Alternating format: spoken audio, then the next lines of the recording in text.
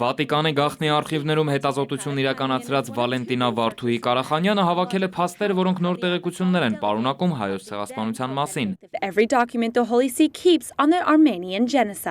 Նոր գրքում ներկայացված են ցեղասպանությունը դադարեցնելու ուղղությամբ Հռոմի Բենեդիկտոս 15-րդ պապի ներկայացուցիչ կարդինալ Անգելո Մարիա Դոլչիի ջանքերը։ Կարդինալը փորձել է հավաքել Կոստանդնուպոլսի դիվանագիտական ամբողջ կորպուսը եւ ազդել Օսմանյան իշխանության վրա, ստիպել դադարեցնել հայերի կոտորածները։